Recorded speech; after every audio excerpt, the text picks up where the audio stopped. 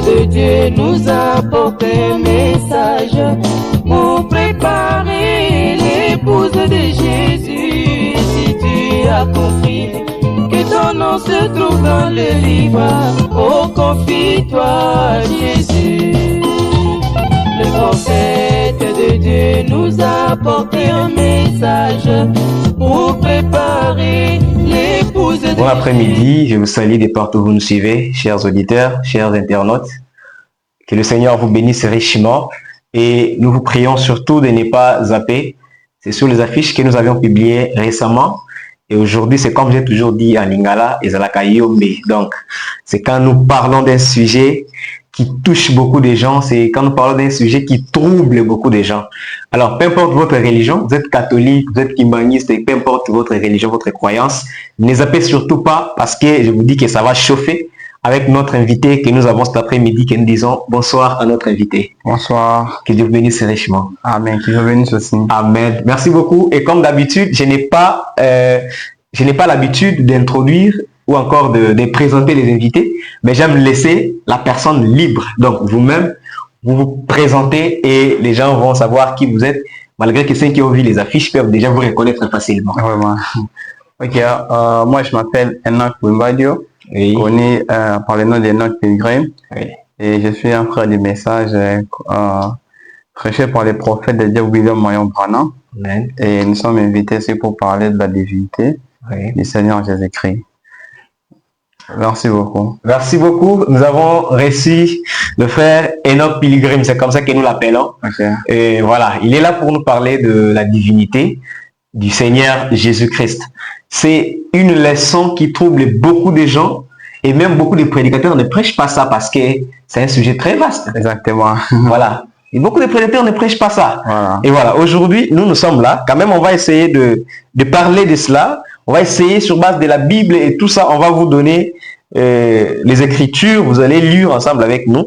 Alors, nous commençons d'abord. Nous allons d'abord comprendre qu'est-ce que signifie le mot divinité. C'est quoi ces mots-là? Parce qu'on entend toujours parler de la divinité de Jésus. Nous voulons d'abord comprendre les titres avant de passer. C'est quoi ces mots-là, la divinité? Voilà, merci pour la première question.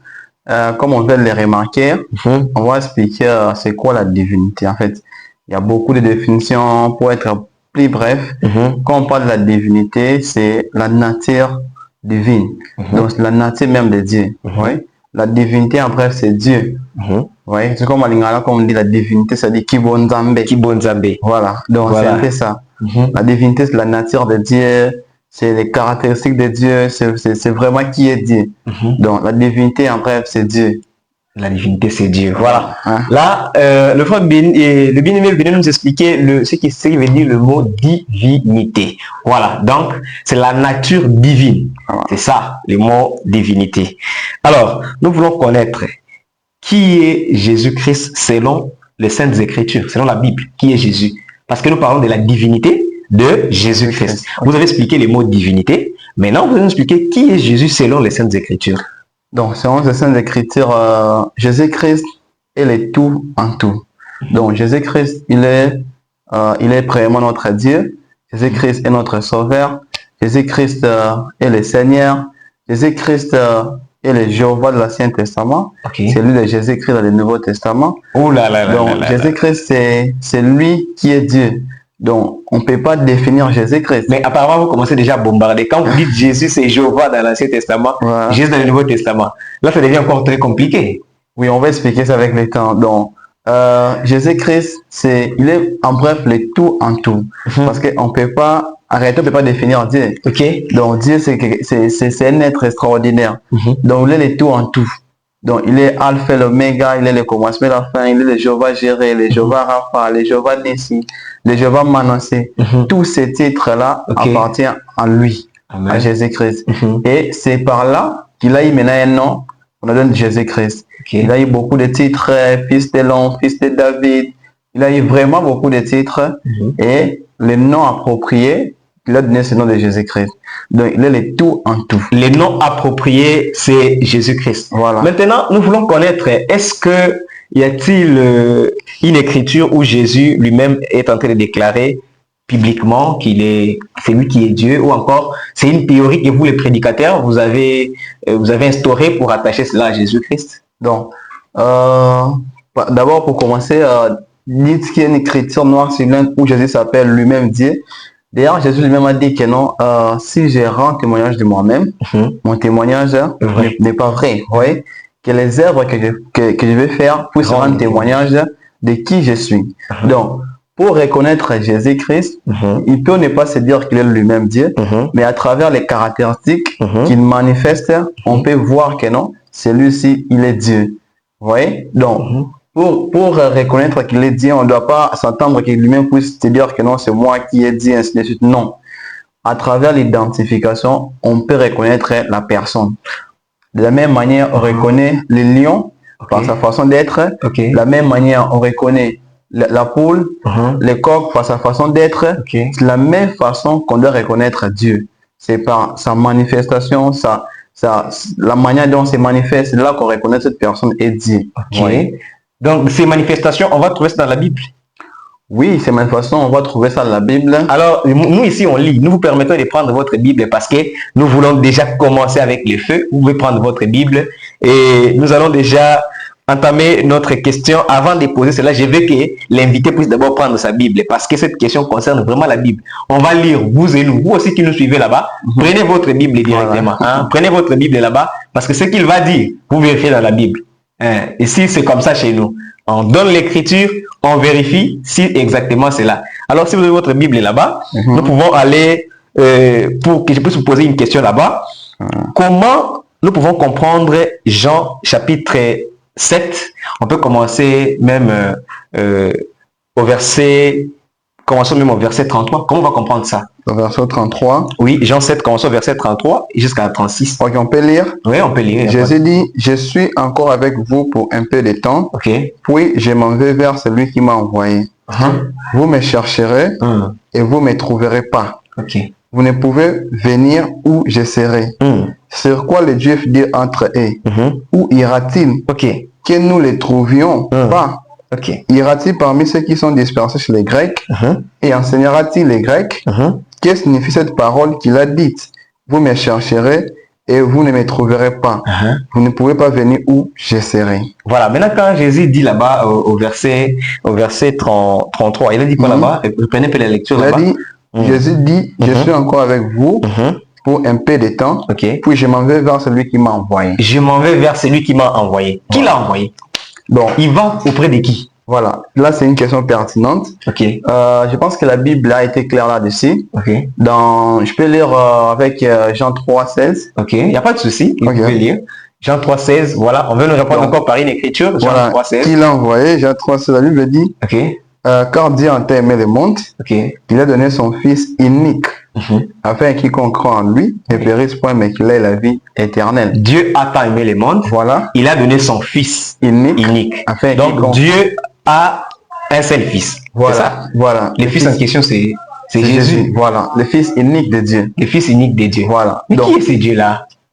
Parce que vous avez dit tout au début de l'émission que c'était Jésus qui était Jéhovah, et maintenant c'est Jésus qui est dans le Nouveau Testament. Maintenant nous voyons encore Jésus dire à ses disciples que non, je m'en vais vers celui qui m'a envoyé. Vous avez dit que c'est le Fils unique de Dieu, mais qui est ce Dieu-là? Nous voulons comprendre. Voilà, quand on dit Jésus est le Fils unique de Dieu et il a été envoyé par Dieu, donc les gens devaient faire une divergence parce que là il y a Dieu. Voilà, Dieu le Père, le Saint-Esprit. Et quand on dit là, envoyé son Fils unique, en fait, le Fils unique, ici, on fait allusion à Jésus. Parce que Jésus était le corps par lequel Dieu avait prêté pour vivre. Parce que Jésus, il était le Fils unique de Dieu. C'est-à-dire, Dieu a créé un corps et il est venu vivre là-dedans. Mais comment ce corps-là est devenu fils? Comment on peut comprendre? Parce qu'un fils, on sait que c'est par naissance.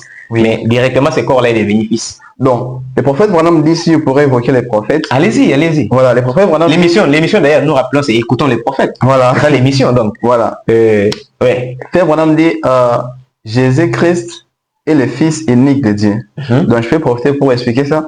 Jésus-Christ est le fils unique de Dieu. Ok. Le prophète Branham dit le fils unique de Dieu, ça veut dire il y a une différence entre Jésus-Christ et Adam. Ok. Adam, il était le fils de Dieu.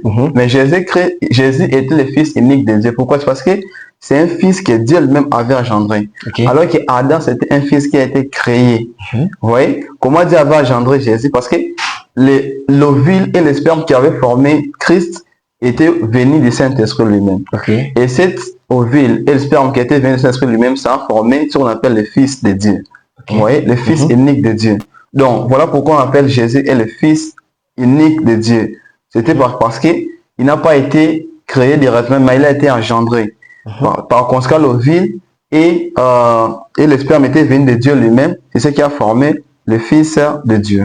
Voilà, c'est ce qui a formé le Fils de Dieu. Voilà. Alors, nous avons suivi, comme vous avez dit, est-ce que dans Jean 8, là-bas toujours, il est toujours en train de parler de Père. Donc, vous avez donné une nuance comment Jésus appelle Dieu Père. Voilà. Mais c'est Dieu-là, est-ce qu'il a un nom? Bien seulement, nous allons retenir, c'est Dieu, c'est Dieu, c'est Dieu qui a créé. Voilà, c'est comme vous avez posé une bonne question, vous avez dit c'est Dieu là un nom. Jésus, lorsqu'il était sur la terre, a dit, je suis venu au nom de mon Père. Oui. Donc, le nom de Jésus-Christ, c'est le nom du Père. Donc, c'est ça même, c'est que le prophète Branham dit, c'est le nom du Père. Donc, Jésus a dit, je suis venu au nom de mon Père. Par conséquent, le nom du Père, c'est Jésus-Christ. Voilà pourquoi le nom de Jésus-Christ, ce n'est pas n'importe quel nom. C'est le nom du Père, c'est le nom du Fils, c'est le nom du Saint-Esprit. Okay. Voilà pourquoi même quand Jésus avait dit, allez partout dans le monde, baptiser le nom du Père, Fils, Saint-Esprit, Jésus n'avait pas, lorsque les apôtres sont venus, lorsque Pierre est venu, il avait compris que non, le nom du Fils, du Père et du Saint-Esprit, c'était seulement Jésus-Christ. Voilà pourquoi il était venu directement, il les a baptisés par le nom du Seigneur Jésus-Christ. Parce qu'il savait que non, Père, Fils, Saint-Esprit, c'était le nom de Jésus-Christ. Vous voyez? Donc là, c'était le titre qu'on avait donné, mais le véritable nom, c'est le nom de Jésus-Christ. Donc, pour dire le nom du Père, le nom du Père, c'est Jésus-Christ. Et on se base sur là où Jésus avait dit, je suis venu au nom de mon Père. Mais il n'est pas venu avec son propre nom. Okay. Donc, voilà ce que je pourrais dire par rapport à cette question. Voilà. Maintenant, par rapport à ce que vous venez de donner comme explication, je veux que nous puissions d'abord associer aussi Jean 8, 29. Qu'est-ce que la Bible dit et qu'est-ce que vous voulez dire par rapport à Jean 8, 29? La Bible dit ceci, si on peut lire, on dit, oui, on peut lire ça. Celui qui m'a envoyé est avec moi. Ok. Il ne m'a pas laissé seul parce que je fais toujours ce qui est agréable. Ce qui lui est agréable. Oui. Qu'est-ce que vous voulez dire par cette écriture? Il y a une chose que les gens ne doivent pas... Donc, je devais d'ailleurs dire ça depuis le début. Ok. La parole de Dieu, c'est quelque chose qu'on devait, comme le prophète dit, on doit observer les 3 règles d'or. Ok. Ça veut dire, on ne doit pas disloquer la parole, on ne doit pas mal interpréter la parole, on ne doit pas mal placer la parole de Dieu. Donc, on doit laisser chaque écriture dans son contexte. Ok. On ne doit pas mélanger tous les contextes des différents versets bibliques, sinon nous serons embrouillés et on va finir par dire que la Bible se contredit. Alors qu'en réalité, la Bible ne se contredit pas. Si on pouvait seulement laisser chaque parole de Dieu dans son contexte, les choses vont aller très bien. Et par là, c'est clair, il a parlé de celui qui l'a envoyé. Et sans mettre trop de raisonnement, j'avais dit en la Bible qu'on parle de Jean 3, 16, la Bible dit que non, Dieu intermédiairement l'a envoyé son Fils unique. Donc, c'est Dieu qui avait envoyé son Fils unique, vous voyez, qui est Jésus. Donc, c'est Dieu qui l'avait envoyé. Je ne sais pas si vous avez besoin d'autres explications par rapport à ça. Donc, c'est clair que non, c'est Dieu qui l'a envoyé. Et c'est ça. Vraiment. Donc, vous avez confirmé que c'est Dieu qui a envoyé Jésus. Effectivement. Alors, c'est pas moi qui ai confirmé, mais ce sont les Écritures qui Jean 3,16, c'est là où vous venez de lire. Effectivement. C'est-à-dire que les Écritures ont confirmé que Dieu a envoyé Jésus. Voilà. Alors, pourquoi maintenant, au lieu que la Bible l'identifie directement comme Père, mais ça l'identifie comme Fils? Pourquoi? La Bible identifie qui comme Fils? Jésus. Ah oui. Il est le Fils de Dieu, c'est qu'on entend parler. Parce que aujourd'hui, c'est difficile de faire croire à un catholique ce que vous dites là. Nous connaissons tous chez les catholiques que Jésus est le Fils de Dieu. Parce que ils ont aussi la Bible, ils lisent Jésus est le Fils de Dieu. Comment vous pouvez dire à ces gens-là? Donc, ce que je pourrais leur dire, c'est que quand on parle de... Ce que les gens doivent comprendre, c'est Dieu a des fonctions, a des noms en fonction de la fonction qu'il assigne. Ok. Oui.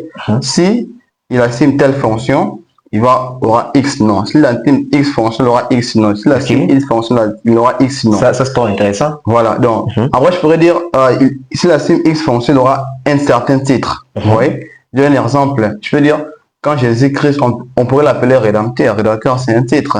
Vous voyez? Lorsque il assume la fonction d'un rédempteur, il vient pour nous sauver, pour nous racheter. Là, il est un rédempteur. Mais par là, maintenant, révélons de notre mouton, parlons de fils. Donc, quand la parole de Dieu parle de fils de Dieu, fils de l'homme, il est aussi fils de l'homme, il est aussi fils de David. On devait tenir compte des différents contextes dont il a parlé. Donc, quand il a parlé de fils de Dieu, ça veut dire Dieu fait chair. C'est ça le fils de Dieu. Donc, Dieu fait chair. Dieu s'est manifesté dans la chair humaine. Donc, c'est ça le terme fils de Dieu. Donc, ne serons pas achoppés quand on entend parler de fils de Dieu. Vous voyez? Parce que nous avons les termes fils de Dieu, nous avons le Père, nous avons le Saint-Esprit. Quand on parle de Saint-Esprit, toujours les mêmes dieux, mais qui vit maintenant dans l'être humain. Là, on parle de Saint-Esprit. Quand on parle de fils de Dieu, c'est Dieu parmi nous. Voilà. Vous voyez? Comme la Bible parle d'Emmanuel. Dieu avait promis à Marie de enfanter un fils qu'on va appeler Emmanuel, qui veut dire Dieu avec nous. Vous voyez? Dieu parmi nous, Dieu est avec nous. Là, c'est Emmanuel. Et en fonction des différentes fonctions qu'il assume, et c'est à fonction de là qu'il a les différents titres. Vous voyez? C'est toujours le même Dieu, mais qui a plusieurs fonctions, et à fonction des différentes fonctions qu'il assume, il a plusieurs titres. Je vais donner un exemple typique que le prophète Branham a donné. Je ne sais pas si on peut lire les prophètes. Non, on peut lire les prophètes. Donc, on peut lire les prophètes dans Dieu dévoilé, paragraphe, je pense, paragraphe 50. Nous sommes en train de lire les prophètes dans Dieu dévoilé en expliquant ce qui veut dire le Fils de Dieu et tout ça. Voilà, nous voulons lire dans Dieu dévoilé au paragraphe 50. C'est là où nous cherchons rapidement la citation. Et même vous qui nous suivez là-bas, ne zappez pas, nous parlons sur la divinité de Jésus-Christ. Nous rappelons à ceux qui viennent de nous prendre juste en route que nous avons reçu le frère Enoch Pilgrim. Il est là avec nous. Il va nous expliquer ce qui est la divinité de Jésus-Christ, car plusieurs prédicateurs n'arrivent pas à prêcher cela. C'est un sujet qui trouble beaucoup de gens. Voilà, nous sommes là pour mettre un peu la lumière sur ces sujets-là. Alors, vous avez la citation, vous pouvez lire la citation. Voilà, donc je préfère commencer paragraphe 50. Oui, il n'y a pas de souci. Dieu dévoilé, Frère Branham dit ceci. Dieu dévoilé, paragraphe 50. Frère Branham dit, l'autre jour, là, quelqu'un disait, un ministre baptiste à Tixon disait, comment pouvez-vous dire que Jésus et Dieu sont la même personne? Oui. Voilà. Donc, ça, voilà. Jésus et Dieu sont la même personne. Donc là, c'est un ministre baptiste qui posait ça à Frère Branham. Il a dit, comment Frère Branham pouvait affirmer que non, Jésus et Dieu sont la même personne? Frère Branham dit ceci, paragraphe 51. J'ai dit, eh bien, c'est très facile. Si seulement vous abandonnez votre pensée et vous y pensez dans les termes de la Bible, ils sont un seul et le même être. Dieu est un esprit, Jésus est le corps dans lequel il était voilé. Vous voyez? J'ai dit, par exemple, j'aime beaucoup cet exemple. Voilà. Quand on me dit ceci, soyez attentif. Il dit, dans mon foyer, pour ma femme, je suis son mari. Vous voyez? Il dit, j'ai une jeune fille, Rebecca. Voilà. Je suis son père. Pour Rebecca, je suis son père. Pour Rebecca, je suis son père. Mais pour ma femme, je suis son mari. Des titres déjà. Des titres mari déjà. Et père. Vous voyez? On dit, et j'ai un petit-fils qui s'appelle Paul. Je suis son grand-père. Oui. Donc, c'est toujours Branham, mais pour sa femme, il est son mari. Pour son enfant, il est son père. Mais pour son petit-fils, il est le grand-père. Le grand-père. Vous voyez? Et Frère Branham dit, je suis un mari, un père et un grand-père. Ma femme n'a pas de droit sur moi en tant que père ou grand-mère. Elle n'a pas de droit sur moi en tant que mari. Et ma fille n'a pas de droit sur moi en tant que mari ou grand-père. Elle est mon enfant. Vous voyez? Et Frère Branham dit, mais pourtant, ces trois personnes-là, elles sont toutes la même personne. Vous voyez? Donc ça veut dire père, grand-père, mari, c'est toujours la même personne. Et le prophète dit, alors Dieu le Père, le Fils et le Saint-Esprit, ce sont simplement les trois rattachés à la dispensation. Dieu est le même et le même Dieu. Vous voyez? Donc, on donne un exemple typique de lui, qui est là une seule personne, mais qui peut avoir des différents titres en fonction de la fonction qu'il joue. Vous voyez? Dans un foyer, pour sa femme, il est son mari. Vous voyez? Et pour son fils, il n'est pas son mari. Parce que le fils ne va jamais appeler Frère Branham mon mari. Il va l'appeler quoi? Mon père. Ouais. Donc, il a eu des titres en fonction de la fonction qu'il joue. Vous voyez? Donc, c'est la même chose avec Dieu. Ok. Donc, en fonction des attributions, en fonction de la manière dont il se manifeste, Ok. en fonction de la forme qu'il prenne, c'est là qu'il chante de différents titres.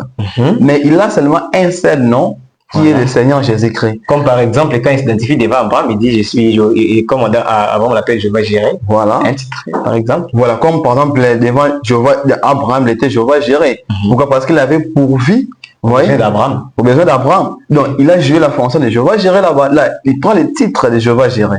Mais il devait maintenant avoir un nom. Voilà pourquoi même Jésus-Christ. Devant Moïse, il s'identifie comme Jésus. Voilà, devant Moïse, on peut même lire ça, si on peut lire ça. Non, il n'y a pas de souci. Donc, on peut lire dans Exode 3, 14. Ok. Exode 3, 14. On peut commencer même à partir des 13. D'accord. Moïse dit à Dieu, j'irai donc vers les enfants d'Israël. Et je leur dirai, les dieux de vos pères m'envoient vers vous. Mais s'ils me demandent quel est son nom. Voilà un peu. Vous avez raison, parce qu'on avait là-bas c'est Jéhovah Jireh, là-bas c'est ceci, là-bas c'est cela. Mais maintenant, je vais dire quoi? Je vais dire quoi? Quel est son nom? Donc, même Moïse a voulu connaître les noms des dieux. On parlait de l'Éternel et tout ça, mais qui est les noms des dieux? Nous voulons connaître ça. Et Dieu dit à Moïse, je suis celui qui suis. Et il ajouta, c'est ainsi que tu répondras aux enfants d'Israël. Ok. C'est lui qui s'appelle Jésus m'a envoyé vers vous. Vous voyez? Et là, il s'est identifié comme étant le Je suis. Vous allez remarquer que même dans le Nouveau Testament, Jésus s'identifié également comme le Je suis. On peut lire dans Jean 8. Jean 8, c'est 58, c'est ça? 58, effectivement. Oui, on peut lire ça. On peut lire ça. Jean 8, verset 58. Jean 8, 58. Voilà. Jean 8, 58. Les Juifs leur dirent, tu n'as pas encore 50 ans. Il a vu Abraham. Jésus leur répondit, en vérité, je vous l'ai dit, en voit qu'Abraham est fils, je suis. Voyez? Ouais, il n'a jamais été le jeté. Il a dit, je suis. Donc, il s'est identifié comme étant le je suis. Attendez. Ouais. Donc, là, ça commence encore à devenir compliqué. Voilà. Parce que Jésus dit, avant qu'Abraham fît, je suis. Voilà. Mais ici, déjà, bon, je vais d'abord poser cette question, on va dépasser. Parce que ça coïncide bien avec une question que quelqu'un, un auditeur nous a posé, nous a envoyé, et il nous a dit de poser la question. Okay. Alors, je pose la question à la personne qui avait dit qu'on puisse poser la question. Ça tombe bien parce que lui-même a touché à ça. Maintenant, nous voulons connaître clairement. Il a dit ceci. Je répète ce qu'il a dit. Voilà. Jésus, moi j'ai dit qu'il est fils de David. De l'autre côté, on dit il est fils de Dieu. De l'autre côté, on dit il est fils de l'homme. Mais précisément, de qui est-il fils? Ok, voilà. Comme je vous ai dit, fils de David, fils de l'homme, fils de Dieu, tout ça, ce sont des titres. Je répète encore, c'est en fonction des rôles qu'il assume, qui joue cela. Et pour commencer, Jésus-Christ étant sur la terre, étant Dieu, voilà la chair humaine, vous voyez, on l'a appelé, parce que, donc pour ne pas aller plus loin, à parler des différents fils, on fait allusion aux différentes dispensations. Ok. Voilà. Il y a une dispensation des fils de Dieu, il y a une dispensation des fils de l'homme, il y a aussi la dispensation des fils de David. Vous voyez? Et là, j'aimerais, donc je pourrais les prophètes, mais je ne sais pas si tu vas trouver la citation, mais faites-moi confiance. Frère Branham dit ceci. Les mots fils de l'homme, en soi, c'est pas que non, quand il dit Jésus est fils de l'homme, ça veut dire, alors moi dans mon tout, c'est-à-dire, toi, moi je suis homme comme ça, il est mon fils. Non. Voilà, la Bible dit qu'on parle de fils de l'homme, on fait allusion à un prophète. Vous voyez? Et comme Dieu avait promis, Moïse avait dit, Dieu vous suscitera un prophète comme moi. Voilà. Et c'est Jésus qui devait venir pour accomplir cette prophétie. Et il était venu en tant que prophète. Donc, Jésus est venu en tant que prophète. Il était venu en tant que prophète. Ça devient encore trop compliqué. Jésus est encore devenu prophète. Pendant qu'il était fils de Dieu là-bas, il a dit qu'il était Dieu. Maintenant, il dit encore, il est prophète. Comment expliquer? Voilà. Il est prophète parce que il est, pendant me dit, il est même plus qu'un prophète. Même plus que, voilà encore. Ça devient encore trop compliqué. Il est prophète. Donc, Jésus prophète, pour accomplir ce que Moïse avait dit, Dieu vous suscitera un prophète comme moi. Et c'est là que vient le nom de fils de l'homme. Vous voyez? Parce que le mot fils de l'homme, la Bible est utilisée pour dire prophète. Vous voyez? Le mot fils de l'homme est attribué au prophète. Et Jésus était le fils de l'homme. Pourquoi? Parce qu'il était le prophète de tous les prophètes. Il était le prophète par excellence. Donc, il était le prophète de tous les prophètes qui ont existé, vous voyez, et qui existeront. C'est lui qui est le prophète des prophètes. Et étant le prophète, il avait ce titre-là de fils de l'homme. Et deuxièmement, on va parler des fils de Dieu. Père Branham dit, vivons la dispensation des fils de Dieu. Fils de Dieu, c'est-à-dire le Saint-Esprit. Dieu en nous. La dispensation des fils de Dieu. Parce que Non, nous devons vivre la trois dispensations. Ok. Quand Jésus était venu sur la terre, il était le fils il était le fils de l'homme. Et après, on aura la dispensation des fils de Dieu. Après, dans les milléniums, il reviendra comme le fils de David pour régner comme roi. Et nous serons son épouse qui nous serons comme la reine. Vous voyez? Donc, c'est un peu ça. Quand on parle de fils de David, ça veut dire Jésus-Christ qui va régner dans les milléniums. Mais quand vous dites dans les milléniums, pendant que je pense qu'on parle de la généalogie de Jésus dans Matthieu chapitre 1, on descend, on va lire ça d'ailleurs. Nous allons voir, on est en train de parler de la généalogie de Jésus. On a parlé de David et consorts. Comment on peut expliquer ça? C'est dans les milléniums ou encore c'était ce qui s'est déjà passé avec Abraham et tout ça? Je n'ai pas bien saisi la question. Vous avez dit que Jésus sera fils de David. Oui. C'est dans les milléniums, c'est ce que vous avez dit. Maintenant, quand on va dans la généalogie, on trouve que Abraham et tout ça, ils étaient déjà avant. Donc on parle de Matthieu chapitre 1, la généalogie de Jésus. Oui. Quand on descend là-bas, on lit fils d'Abraham engendra et tout. Maintenant, on trouve déjà que David est déjà cité là-bas dans ces gens-là. Okay. Nous devons encore attendre les milléniums pour que Jésus soit fils de David. Donc maintenant ici, on ne peut pas l'appeler fils de David, on doit attendre les milléniums. Ok, donc quand on parle donc bien qu'on parle des généalogies de Jésus, mais devons savoir que non, Jésus a existé avant. Ok. Ouais, voilà pourquoi même Jésus avait dit que non, avant qu'Abraham fût, je suis. Donc il avait existé même avant Abraham. Ouais, il avait existé avant Abraham. Et lorsqu'on parle on doit parler on parle des fils de David parce qu'il devait succéder au trône de David. Donc il sera là comme roi, ouais, dans les milléniums. Parce qu'il y aura la fête des milléniums. Je pense qu'avec le temps, on va parler de ça en détail pour parler des milléniums en détail. Les milléniums, oui. Voilà. C'est un sujet qu'il faut aussi traiter. On va traiter ça en détail. Mais quand on parle de fils de David, on fait allusion à Christ qui va régner dans les milléniums comme étant roi et avec son épouse comme étant la reine. Donc voilà pourquoi on l'appelle fils de David. Maintenant, est-ce que vous avez des écritures qui prouvent que Jésus est Dieu? Ouais, il y a évidemment des écritures qui prouvent que Jésus-Christ est Dieu. Il y a évidemment des écritures qui prouvent que les Jéhovah, l'Ancien Testament qu'on en parlait, c'est Jésus-Christ dans les Nouveaux. Mais j'aimerais qu'on puisse prendre des versets bibliques parce que là, il serait trop de la Bible. Vraiment. Mais les catholiques et les autres églises, que les branhamistes ne lisent pas la Bible. Donc, vous êtes de ces gens-là. Comment vous êtes de lire la Bible? Le message de Frère Branham, c'est un message qui est biblique. Ah non, mais attention, moi, je ne suis pas trop dans les polémiques, mais nous avons vu un prédicateur qui est humilié parce qu'il prêche la Bible et parce que non, il a refusé Branham pour prêcher la Bible. Non, même le fait d'accepter Frère Branham, l'inspiration d'accepter Frère Branham, ça provient de la Bible. Parce que dans Amos 3, 7, la Bible dit que non, Dieu ne fait rien sans pourtant révéler ce secret de ses serviteurs, les prophètes. Donc, c'est la Bible qui nous envoie d'aller croire aux prophètes. Parce que Dieu, pour connaître la pensée de Dieu pour une génération donnée, il faut écouter ce que les prophètes disent. Parce que les prophètes qui ont la pensée de Dieu pour une génération donnée, pour un âge donné. Vous voyez? Amos dit, Dieu ne fait rien. Donc, Dieu ne peut rien faire. Ça arrive, c'est que c'est les prophètes. Donc, si vous ne croyez pas aux prophètes, comment vous allez savoir les secrets de Dieu? Parce que les secrets de Dieu est révélé aux prophètes. Et les prophètes la mettent au peuple. Vous voyez? Donc, c'est la Bible qui nous dit de croire aux prophètes. Et le Frère Branham, lui, en l'écoutant, nous ramène la Bible pour dire que la Bible est notre absolu. Donc, on ne peut pas nier la Bible. Alors, merci beaucoup. Maintenant, on peut aller avec l'écriture que vous êtes en train de donner. Et premièrement, c'est qui prouve que Jésus est Dieu. Jésus est en train de donner effectivement les Écritures. Et j'aimerais qu'on puisse commencer à lire à Deutéronome d'abord 6, 4. Deutéronome. Nous rentrons dans l'Ancien Testament pendant que lui n'était pas là. Voilà, avant que Jésus-Christ puisse être là. On va lire Deutéronome. Deutéronome, je pense que là, on va lire. Là, c'est pour introduire. La Bible dit ceci. Deutéronome 6, verset 4. La Bible dit écoutez Israël, notre Dieu est le seul éternel. Notre Dieu est le seul éternel. On peut lire Ésaïe 45, 5. Qu'est-ce que la Bible dit là-bas? Vous voyez un peu Ésaïe 45. Tout ce que le prédicateur est en train de dire là-bas, moi, c'est que j'aime quand vous suivez l'émission ici, vous savez déjà, il faut déjà prendre la Bible et vous mettez à côté. Vous prenez les messages, vous mettez à gauche, vous prenez la Bible et vous mettez à droite. Donc, vous volez avec les deux ailes. C'est comme ça. Voilà. Et la Bible dit ceci dans Isaïe 45, verset 6 et verset 5, la Bible dit je suis l'Éternel. Il n'y a point d'autre. Or, moi, il n'y a point de Dieu.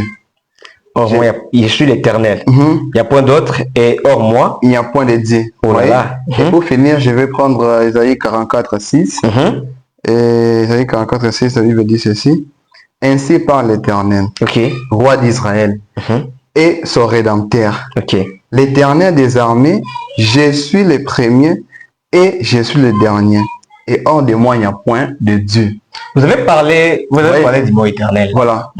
Là, je voulais dire quoi? Je voulais dire que ça montre que non, il n'y a pas d'autre Dieu. Il a dit, c'est lui qui est le premier, qui est le dernier. Et hors de lui, il n'y a point d'autre Dieu. Jésus, identifié comme fils de Dieu, mais de l'autre côté, on dit il est le premier, il est le dernier. Voilà. Voilà pourquoi les Juifs voulaient les lapider, parce que comment lui pouvait être plus âgé qu'Abraham? Voilà. Maintenant, là, on peut lire Isaïe 43. Oui, Isaïe 43. Verset 11. Oui. Isaïe 43, verset 11 dit ceci. Il dit, c'est moi qui suis l'Éternel. Et hors de moi, il n'y a point de sauveur. Qui parle? Qui dit là-bas? Qui parle? Donc là, nous sommes dans Isaïe 43. Oui, la personne qui dit là, c'est l'Éternel qui dit. Il dit, c'est moi qui suis l'Éternel. Et hors de moi, il n'y a point de sauveur. Qui est cet Éternel là? Voilà. C'est ça maintenant. Il y a un autre Dieu qui apparaît avec le nom de l'Éternel, parce que si vous avez déjà prouvé que c'est Jésus qui est Dieu. C'est là qu'on parle encore d'Éternel. Ça nous donne encore la confusion. Voilà. L'Éternel, c'est Elohim. Donc celui qui existe par lui-même, celui qui n'a pas de commencement ni de fin. Donc en bref, c'est Dieu. Oui. Donc on dit, c'est moi qui suis l'Éternel et hors de moi, il n'y a point de sauveur. Ça veut dire, en dehors de Dieu, il n'y a pas de sauveur. Mais je vais vous lire aussi Luc 2:11. Mais avant d'aller là-bas, comme vous n'avez pas d'Éternel, moi je préfère, comme vous êtes encore dans Isaïe, c'est là où vous êtes, non? Moi je pense que vous pouvez d'abord prendre Isaïe 9:6. Qu'est-ce que la Bible dit là-bas? Comme ça, je laisse un peu de nous expliquer. Parce que vous avez parlé d'Isaïe, directement cette écriture me vient, pour que nous puissions un peu connaître. Isaïe 9:6. La Bible dit quoi là-bas? Mais sinon là-bas, je vais aussi arriver là-bas parce que j'ai prévu là-dedans. Mais je vais d'abord faire coalition avec Isaïe 43. Verset, ce qu'on vient de lire. D'accord. Isaïe 43. Et on va coaliser ça avec Luc 2. Verset 11. Où la Bible dit, c'est aujourd'hui dans la ville de David, il est né un sauveur qui est le Christ, le Seigneur. Donc, vous avez remarqué avec moi que non, dans les chapitres, on avait dit, c'est moi qui est l'Éternel. Les ont dit, c'est moi qui est l'Éternel, et hors de moi, il n'y a pas de sauveur. Oui. Et lorsque Christ est né, il a dit quoi? Il a dit, c'est aujourd'hui dans la ville de David qui vous est né un sauveur. Christ.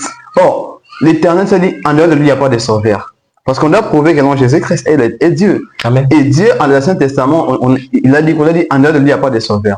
Et quand Christ est né, directement, la Bible dit, c'est aujourd'hui qui vous est né dans la ville de David, Christ, qui est le sauveur. Vous voyez? Cela revient à dire que l'Éternel qui avait parlé à Isaïe, dans Isaïe 43, qui hors de lui, il n'y a pas de sauveur, c'est lui qui est venu, vous voyez, parler ici en Luc 2:11, que non, c'est lui qui est le sauveur, Christ, qui vient de naître. Vous voyez? Donc, à part ça, on peut lire d'Isaïe, comme vous avez dit, Isaïe 9:6.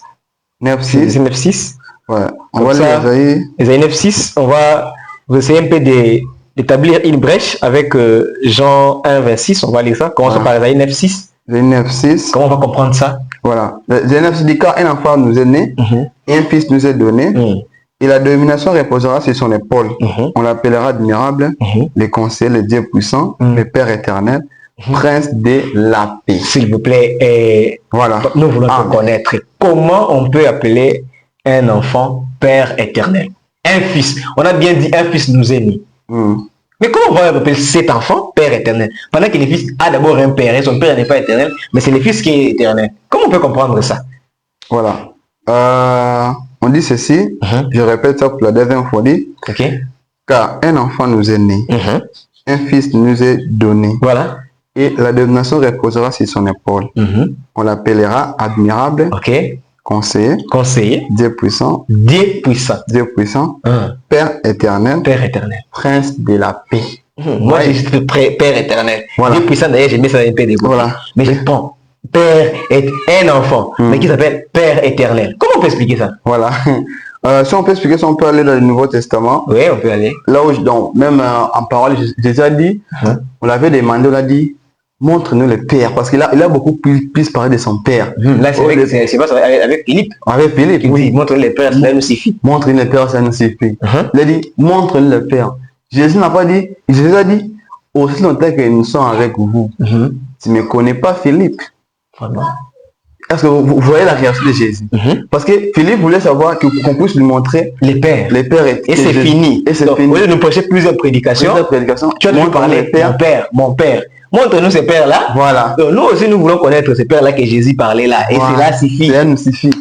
Donc, c'est l'inquiétude de Philippe. Vous voyez, Jésus a dit, aussi longtemps que je suis avec vous, vous ne me connaissez pas Philippe. Vraiment? Jésus n'a pas dit, vous ne connaissez pas mon père Philippe. Il a dit, vous ne me connaissez pas. Ok. Oui. Donc, il n'a pas dit que non, vous ne connaissez pas. Parce que, est-ce que Philippe avait demandé qui es-tu? Non. Il a dit, montre-nous les pères. Montre-nous les pères. Mais lui, il a dit, vous ne me connaissez pas Philippe. Vous voyez? Et ensuite, il a dit, c'est lui qui m'a vu le père. Parce que moi et le père, nous sommes un. Voilà pourquoi Isaïe a dit, on l'appellera le père éternel. Vous voyez? Parce que lui et le père, ils sont un. Mais qu'est-ce que signifie les mots éternels d'abord? Le mot éternel, c'est quelque chose qui n'a ni fin, ni commencement, ni fin. Ni commencement, ni fin. Parce que Jésus avait un commencement. Il est né. On connaît tout ce que Jésus est né. Voilà. Et il a un commencement. Voilà. Et comment on peut affirmer? Et par là, quand on dit éternel, il y a aussi une doctrine que nous devons savoir. Frère Branham était contre ce qu'on appelle une filiation éternelle. Ok. Vous voyez, là, j'aimerais les prophètes lui-même pour nous expliquer. Non, allez, si vous voulez les prophètes, il n'y a pas de souci. Je vais chercher la citation du prophète lui-même pour ne pas exprimer mes pensées. Nous voulons écouter qu'est-ce que Frère Branham dit. Parce que, comment un fils peut être éternel pendant que ce fils-là a un papa? Ce fils-là a une maman. Comment ce fils doit devenir éternel? Nous voulons comprendre un peu ça. Donc, le fils n'est pas éternel, vous voyez, parce que Branham était contre ça, mais je peux lire directement.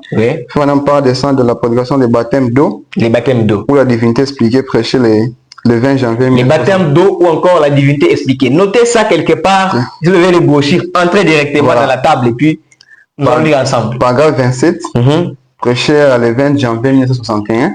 Frère Branham dit ceci. C'est tout comme les catholiques qui disent la filiation éternelle. Il dit, la filiation éternelle est Christ.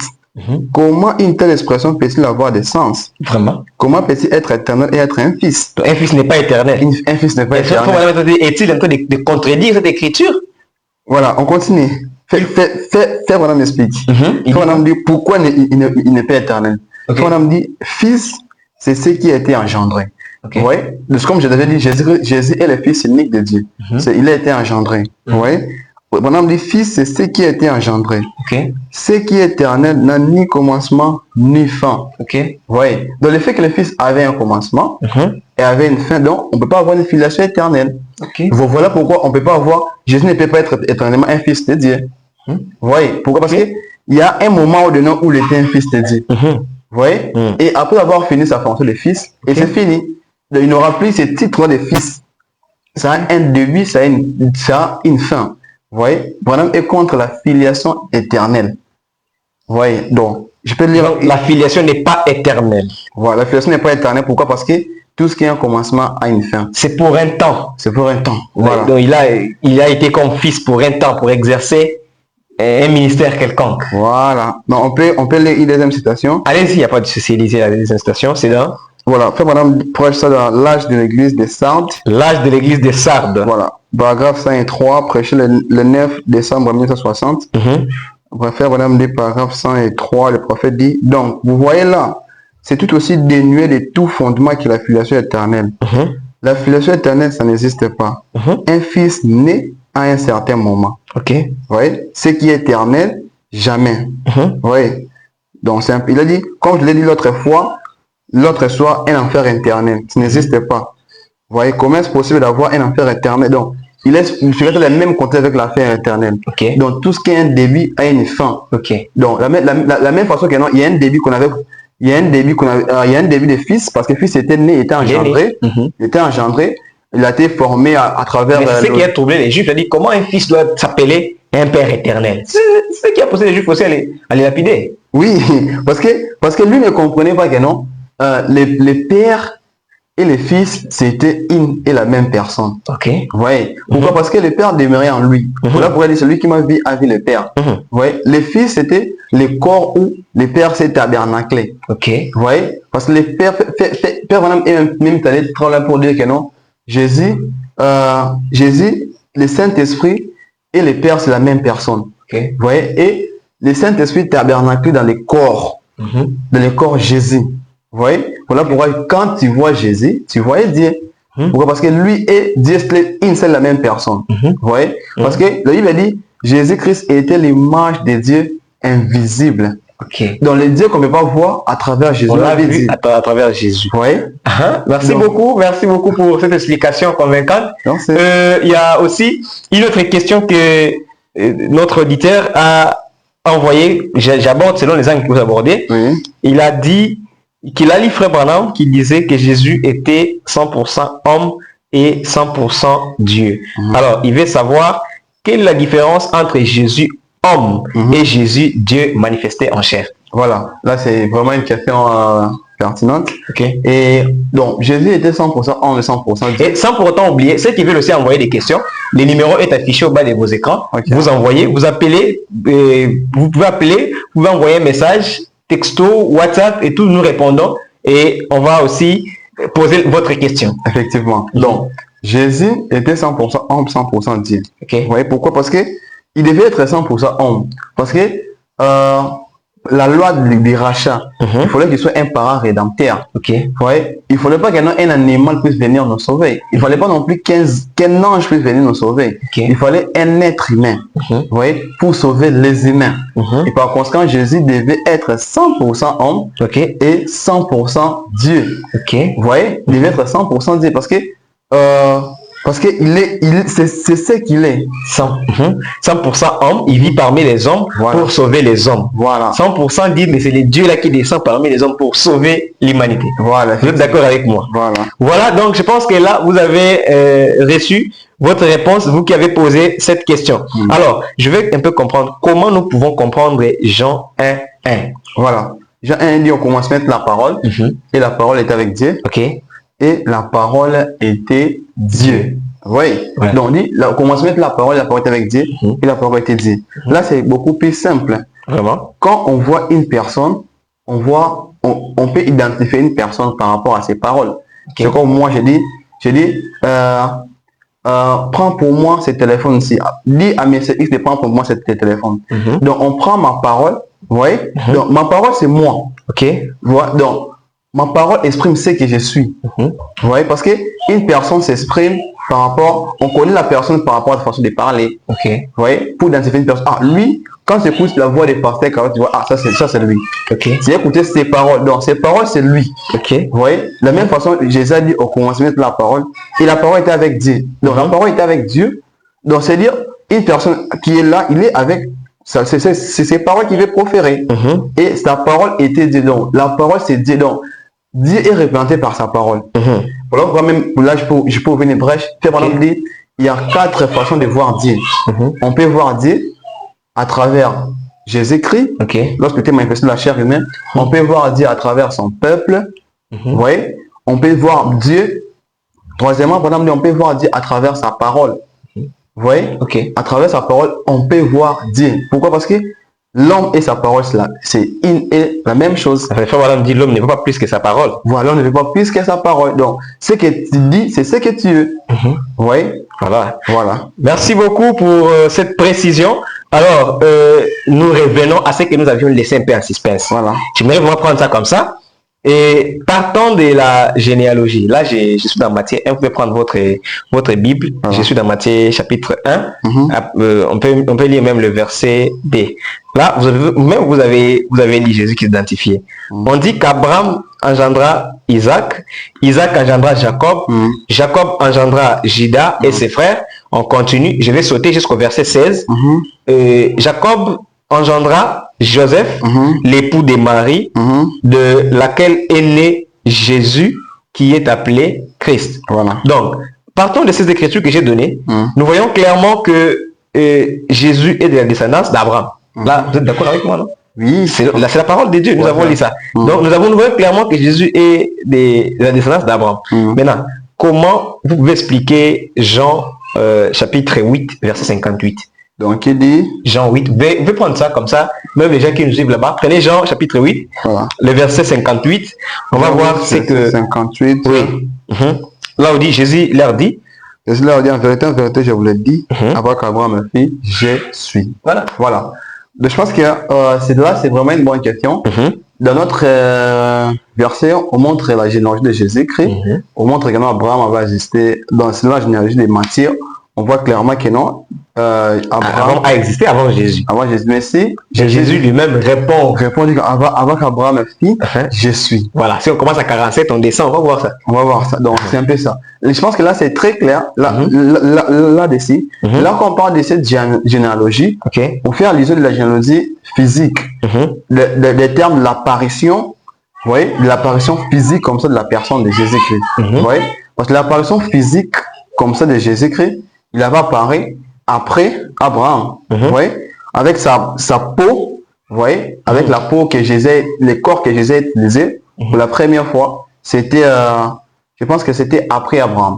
Mais Jésus n'a pas existé après Abraham. Il avait existé avant. Vous voyez? Il a existé avant Abraham. Voilà pourquoi Jésus a dit, avant qu'Abraham ait fait, je suis. Parce que c'est lui qui a commencé, il a existé même avant le commencement. C'est lui qui est. Voilà, c'est lui qui est, qui était, qui vient. Et qui vient. Vous voyez? Donc, c'est-à-dire, il était déjà avant. Vous voyez? Et il est, et c'est lui qui vient. Vous voyez? Donc, quand dans Matthieu, on parle des généalogies de Jésus-Christ, on fait allusion à l'apparition physique de Jésus-Christ, que les gens l'ont vu. Vous voyez? Parce que la Bible dit, au commencement de la parole était avec Dieu, et la parole était Dieu. Et la parole a été faite chair, habité parmi nous. Ouais, donc cette parole, c'est Jésus. Cette parole, c'est Jésus. Donc, ça a été fait chair, c'est habité parmi nous. Là, cette chair-là, c'était venu après Abraham. Mais cela ne veut pas dire que non. Il n'a pas existé avant Abraham. Il avait existé avant Abraham. Il a existé avant Abraham. Parce que même Jean dit, au commencement de la parole. Et la parole, là, c'est Jésus-Christ. Donc, au commencement, il était déjà là. Vous voyez? Et après, il s'est fait chair. Il a habité parmi nous. Donc, pourquoi il a dit avant qu'Abraham fit, moi, je suis. Je suis. Moi, la parole, j'étais déjà là. Voilà. Depuis le commencement. Il existait déjà. Oui. Donc, c'est un peu ça par rapport à ça. Vraiment, merci beaucoup. Alors, quelqu'un d'autre qui nous a écrit, il dit comment le prédicateur peut expliquer Jean 10, 30, là où il dit moi et les pères, nous sommes un. Jésus qui dit ça. Voilà. Moi et les pères, nous sommes un. Comment on peut expliquer ça? Voilà. Quand on dit moi et les pères, nous sommes un, je pense que Jésus lui-même l'a expliqué ça. Ouais, de la Bible, hein, parce que Jésus a dit celui qui m'a vu a vu le Père. Oui. Ouais, celui qui m'a vu a vu le Père. Donc ça veut dire lui et le Père, c'est une seule et la même personne. Mais je peux lire les prophètes Branham. Oui, les prophètes, qu'est-ce qu'il dit là-bas? Voilà. Les prophètes Branham.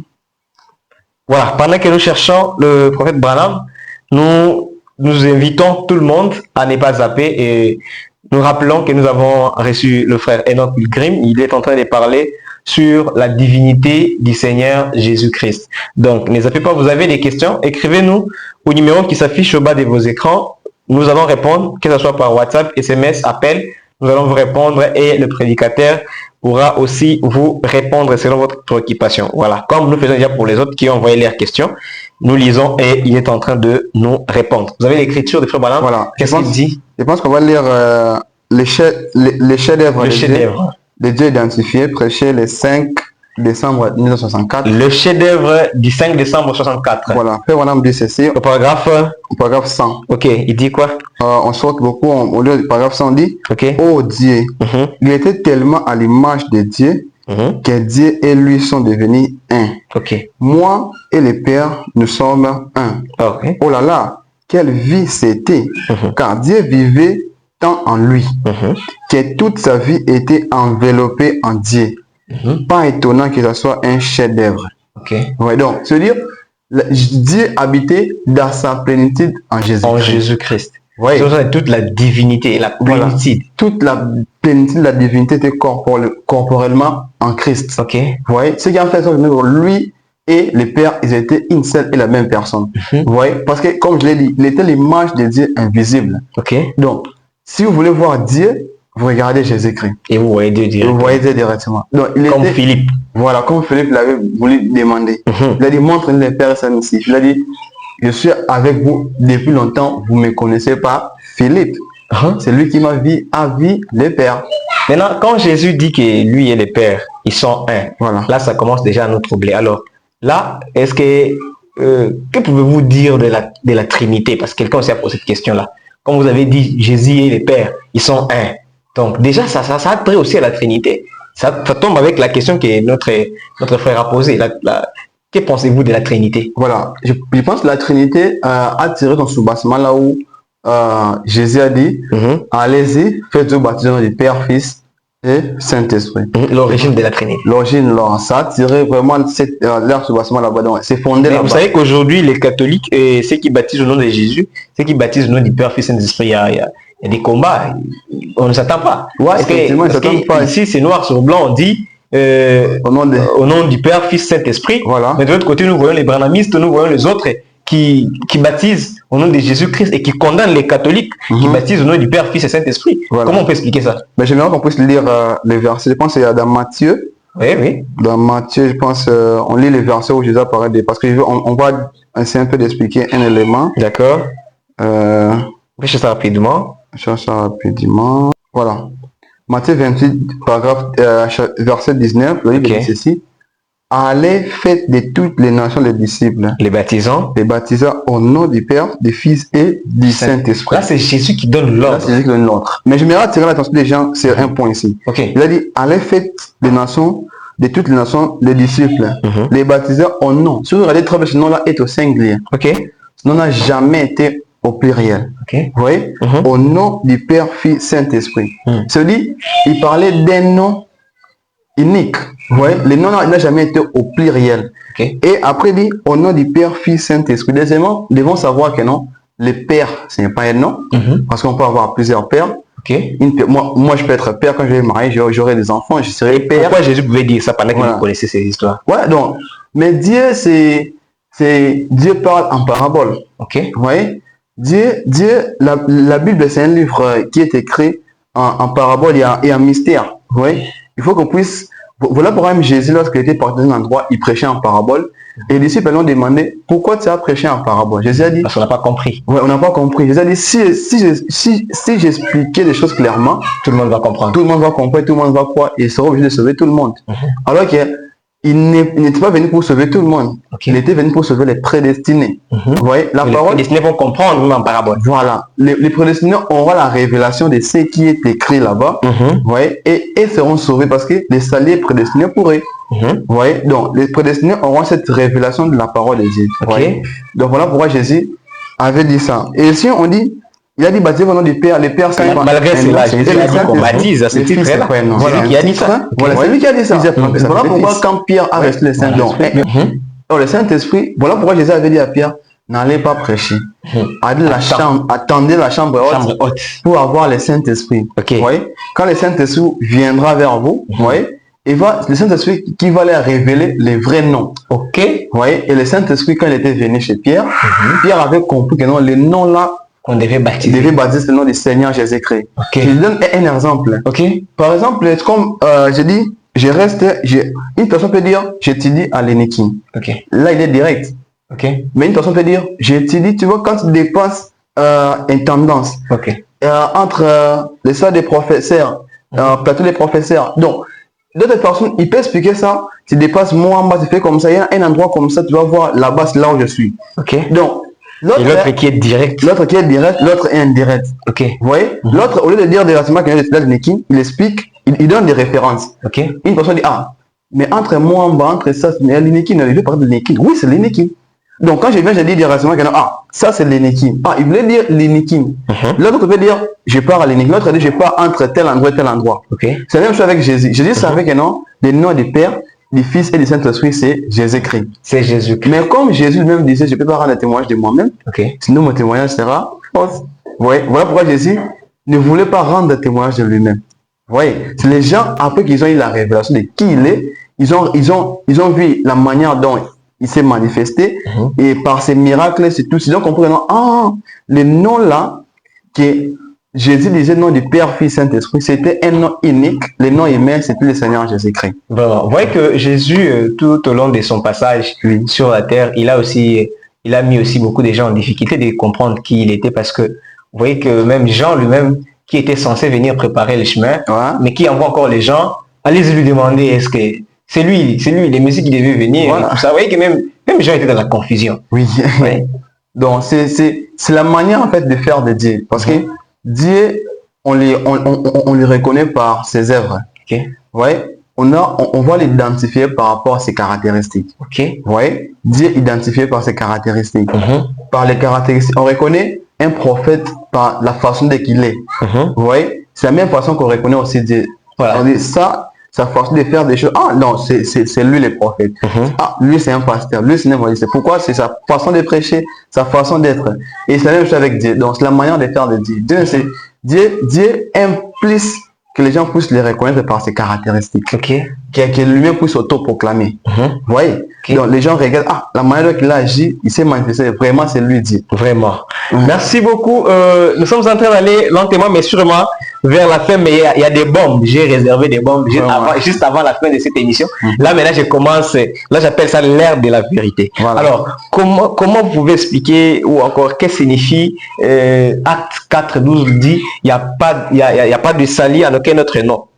Mais non, c'est quel nom? Il y a des saluts à quel nom? Acte 4.12. Je pense qu'on peut lire ça. Il n'y a pas de souci, vous pouvez lire ça. Acte chapitre 4, le verset 12. Voilà, Acte 4.12, on dit ceci.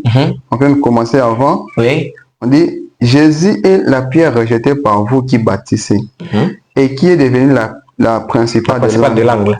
Et il n'y a de salut en aucun autre, car il y a sous le ciel aucun autre nom qui a été donné parmi les hommes par lesquels nous devons être sauvés. Quel est ce nom, Amina? Quel est ce nom? Voilà, le nom, c'est le nom du Seigneur Jésus-Christ. Pour être sauvé. Voilà, pour être sauvé, il n'y a pas de salut en dehors de ce nom. Ce n'est pas le nom de Branham. Non, ce n'est pas le nom de Branham. Mais les prophètes, Branham dit, je suis sauvé par grâce. Vous voyez? Ah bon? Vous voyez, il est sauvé par grâce. Donc lui-même aussi cherche son salut. La seule personne qui cherche le salut, c'est Dieu lui-même, c'est Jésus-Christ. Parce que lui-même, c'est lui le sauveur. Vraiment? C'est lui qui est venu sauver l'humanité. Vous voyez? Et on a dit, en aucun autre nom, que le salut peut être acquis. Vraiment? En dehors du nom de Jésus-Christ. Donc c'est le seul nom qui apporte des saluts. Maintenant, est-ce que vous pouvez affirmer que le même Dieu qui a donné les 10 commandements à Moïse, c'est le même Jésus qui a marché en Galilée? Est-ce que c'est ça ou bien je me suis trompé parce que j'ai essayé un peu de faire la synthèse de tout ce que vous avez dit. Voilà. Vous m'avez fait voir que c'est Jéhovah dans l'Ancien Testament. Nous sommes arrivés juste dans le Nouveau Testament pour nous voir que c'était Jésus. Les noms en question viennent de révéler ça. Voilà. Donc les noms de Dieu, si on peut donner la synthèse, les noms de Dieu c'est Jésus. Là vous êtes d'accord avec moi? Effectivement. Est-ce que c'est lui qui a parlé dans l'Ancien Testament et dans le Nouveau Testament aussi? Donc j'aimerais encore préciser pour dire le nom de Dieu. Faut vraiment dire le nom de Dieu, ce n'est pas Jésus, mais le Seigneur Jésus-Christ. Le Seigneur Jésus-Christ. Là c'est une présence qu'il faut mettre. Ok. Parce que il y a beaucoup de Jésus dans le monde. Il y a beaucoup de Jésus comme Jérusalem. C'est comme l'autre fois qui disait, il y a aussi Jésus des nuances. Il y a marre Jésus dans la Bible. Jésus, voilà. Donc, le nom, c'est le Seigneur Jésus-Christ. Donc, c'est ça le nom du salut. Ouais. Donc, c'est un peu ça. Le nom du salut, c'est le nom du Seigneur Jésus-Christ. Effectivement. Donc, voilà. C'est lui-même qui était dans l'Ancien Testament avec les 10 commandements. Voilà. C'est lui-même qui descend aussi dans Jean 14, 15, où qui dit, celui qui dit, gardez mes commandements. Voilà. C'est la même personne qui est en train de parler. Il a parlé des commandements là-bas, il est venu ici. Maintenant, je vais un peu toucher aux gens du message. Voilà. Parce que je ne sais pas si vous allez me répondre. Oui. Je vais essayer un peu de toucher aux gens du message. Okay. Parce que aujourd'hui, la forme dont les gens ou les prédicateurs sont en train de présenter les messages aux gens, beaucoup de gens ne peuvent pas croire par la façon dont vous, les prédicateurs, vous êtes en train de présenter le message aux gens. Ce qui fait qu'il y ait des guerres et tout ça, des messages. Maintenant, nous voulons un peu comprendre pourquoi certains prédicateurs du message disent que Jean 14 et 12, c'est uniquement pour Branham. Donc, on peut l'avoir Jean 14, 12. Il n'y a pas de souci, vous pouvez dire Jean 14 et 12. Parce que j'ai entendu même un peu qui disait non.